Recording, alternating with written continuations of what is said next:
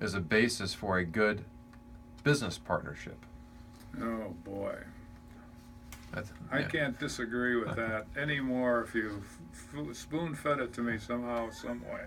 Some sweet sugar on top, huh? That's right. It is the experience in my lifetime in business, which is pretty extensive, especially small business.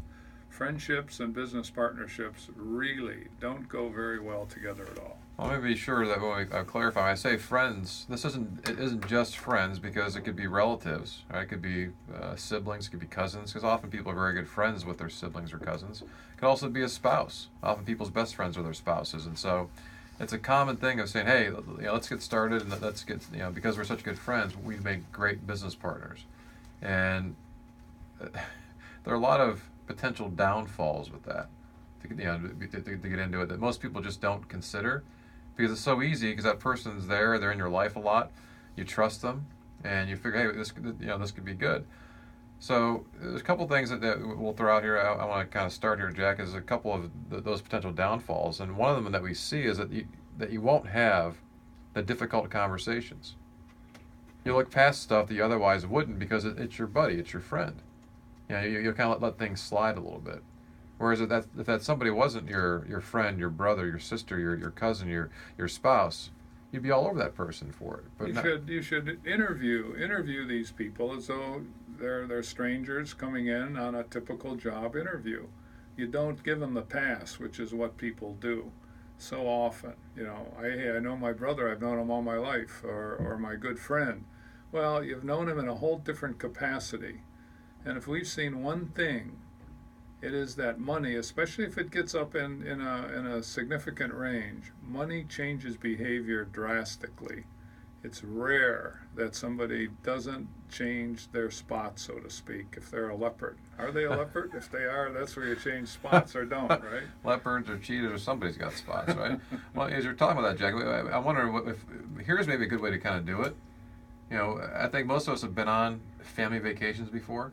Or you got extended family, or you got siblings or parents or cousins that you kind of go on. Mm-hmm. Or maybe you've been on vacation with friends before. Maybe I would suggest you spend a week with somebody like that.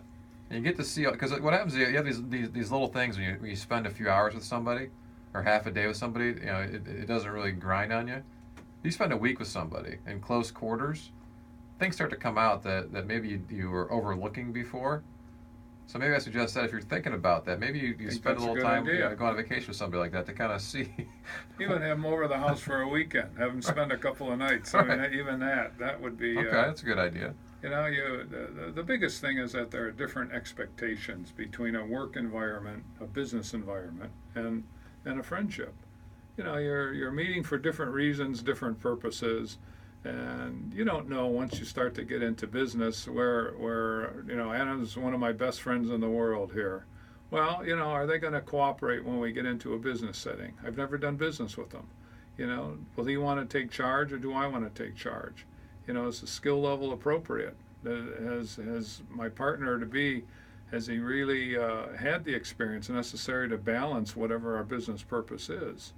You're gonna try to make them fit, and we have clients who do that. They'll take family members and they'll hire them, put them behind the desk, put a phone in front of them, and here they are. Hey, this is not a thorough vetting of what they can do, what they've done, what the job really entails. Hey, it's family, so I'm going to hire them. Time and time and time again, the wasted time and the endless pain that goes with that stuff is just unbelievable. So why do people do it? I mean, why do they do it? Because it's easy. It's usually the fastest path. It's right there. If I'm going to start up, I have a trusted person.